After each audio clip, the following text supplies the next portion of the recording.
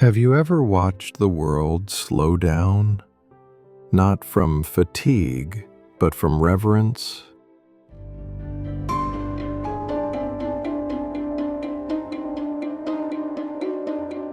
Have you ever stood beneath a golden pagoda at dusk, hearing nothing but wind through bells, and wondered how long this moment has existed? Welcome to Myanmar, a country shaped by silence, ritual, and resilience.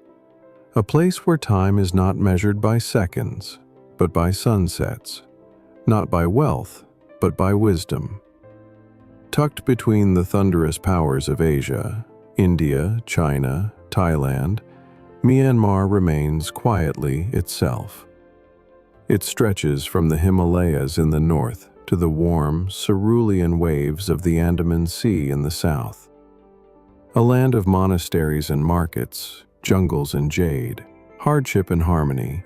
Its people speak over 100 languages, wear sarongs instead of jeans, and offer visitors tea before they offer words. In Myanmar, things unfold. They do not announce themselves. Let's begin in the center, with Bagan. Here, the mist of morning rises like incense from the red earth. Over 2,000 temples and pagodas stand scattered across a vast plain, the bones of a forgotten empire. Some are crumbling, covered in vines. Others shine with fresh gold.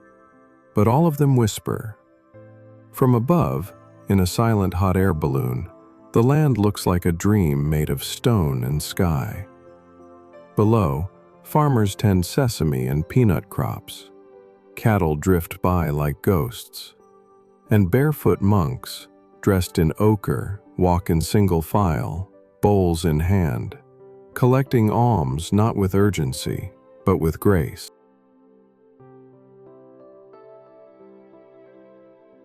Bagan is not just a place.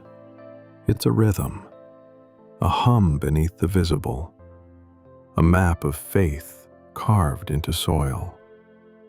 To the north, the great Irrawaddy River, lifeline of the nation, winds down from the Himalayas, slicing through jungle and field. It moves like thought, slow, deliberate, powerful. Towns cling to its banks, places like Sagaying, with hillsides covered in white stupas. Villages send out thin boats each dawn, their paddles dipping in and out of water like metronomes. Mandalay, the country's last royal capital, stands quiet beside this river. It holds the echo of lost kingdoms. Its monasteries are carved from teak, darkened by time. Inside, novices chant from memory, sitting cross-legged before statues older than cities. The Ubain Bridge stretches across Inle Lake like a line of poetry. Made entirely of teak wood, it creaks under the footsteps of monks and mother, tourists and traders. At sunset, their silhouettes are painted in amber, and when the light fades, the bridge hums with the footsteps of another day past, gently. South of Mandalay, the world changes. The air thickens. Cities swell. Yangon rises. Formerly known as Rangoon, it hums with life. Street vendors fry samosas beside colonial buildings.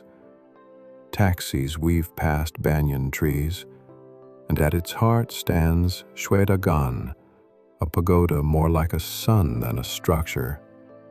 Clad in gold leaf, crowned with diamonds, it is said to enshrine 8 hairs of the Buddha. People walk around its base in quiet circles. Some carry flowers, others bring hopes. All are humbled.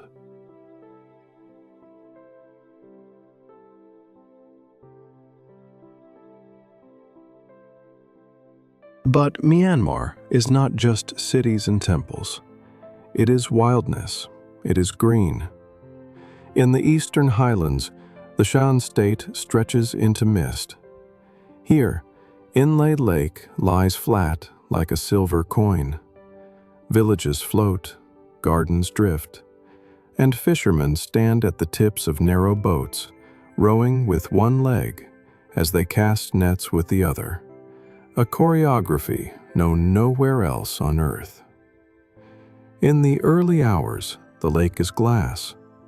Mist hovers, roosters crow, and somewhere a pot clinks on a fire. Life begins again, gently, without announcement. Markets here are mobile, appearing in one village today, another tomorrow.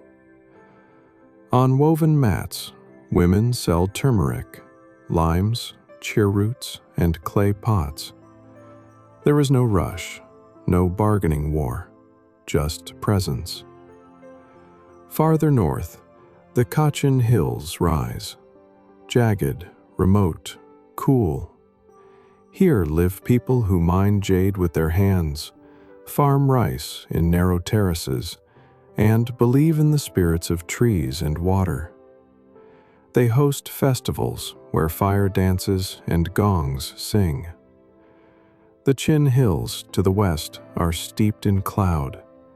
Villages perch on spines of rock.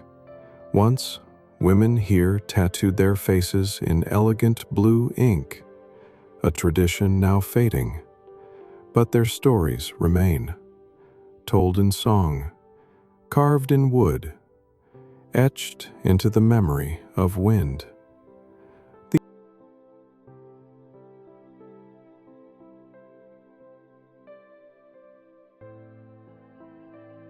In the deep south, where the land dissolves into sea, lies the Myeik archipelago, a chain of hundreds of islands, many uninhabited, all cloaked in emerald. This is where the Moken people live, sea nomads who read the tides like scripture and dive deep without modern equipment. Their children swim before they speak. Their stories are told through waves and wind. Coral gardens bloom beneath the turquoise surface. Parrotfish shimmer past old shipwrecks. At dawn, long-tail boats move like prayers across still water, their wakes breaking the sky's reflection into rippling poetry. The coastlines are rich, not with resorts, but with rhythm. Men throw nets by hand. Women dry fish on woven mats. The ocean provides, gently, generously, unpredictably. And yet, Myanmar is not untouched. Its story is heavy with politics and pain. Decades of military rule, silenced voices, and moments of resistance have shaped the people's quiet strength. Here, protest is not always loud. Sometimes it is the simple act of continuing, of farming, of praying, of teaching a child how to fold a lotus blossom. Still, hope persists. It is found in the rebuilding of pagodas, in the rise of small bookstores, in the laughter of children as they chase kites in monastery courtyards.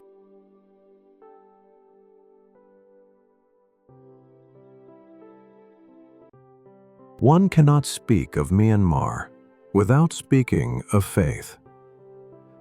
Theravada Buddhism is not merely practiced here. It is breathed, felt, threaded into the fabric of each day. Monasteries dot every town and village.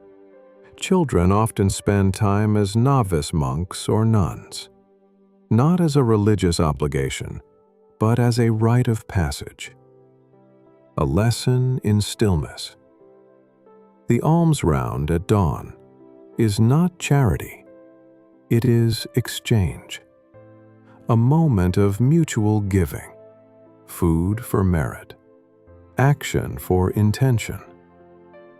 In that early hour, the world is silent, but full of purpose.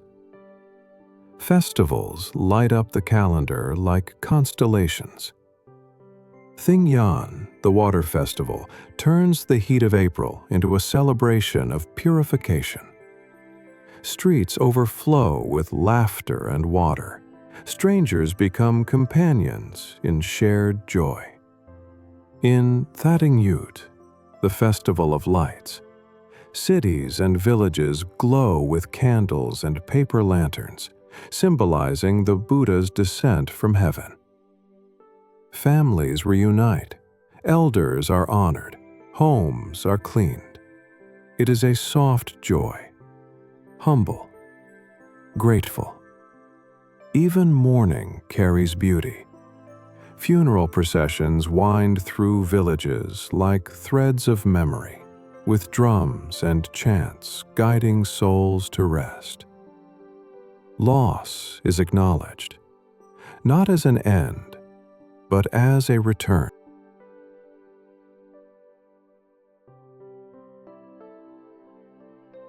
Myanmar's cuisine is layered, much like its culture.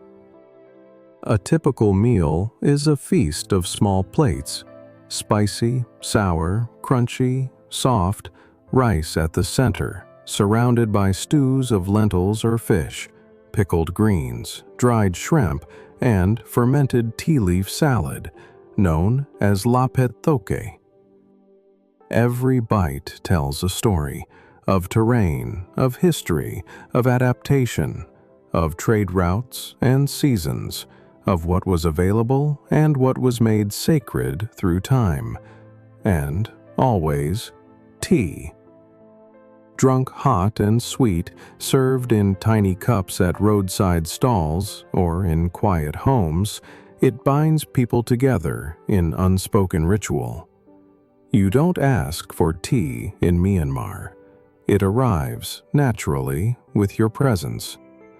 Music, too, is ever present, plucked from song harps, hummed through bamboo flutes, tapped on drums made of buffalo hide. It flows through temples, weddings, and riverside evenings.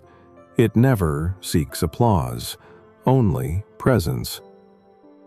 As you travel deeper into the country, the landscapes shift, but the soul remains. In dusty fields or misty mountains, in crowded trains or quiet monasteries, you begin to feel the same pulse beneath it all, a kind of spiritual gravity, something that says, "Be still, be here."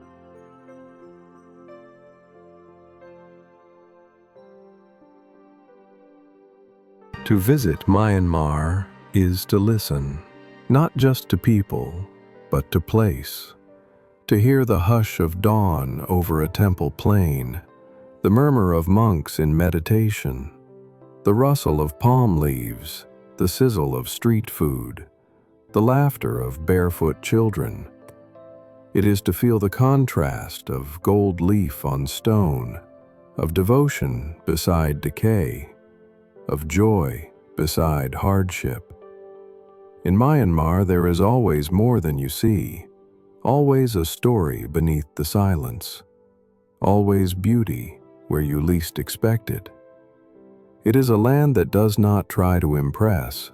It simply offers itself, patiently, quietly, completely. And if you listen long enough, you might just hear something within yourself.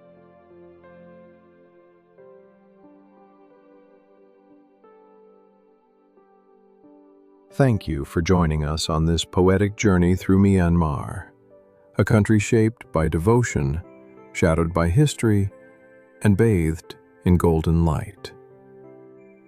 If you felt something shift, something soften, that's the essence of this place. Subscribe to a narrated discovery for more slow travel through stories that stay with you. Until next time, travel gently and listen deeply.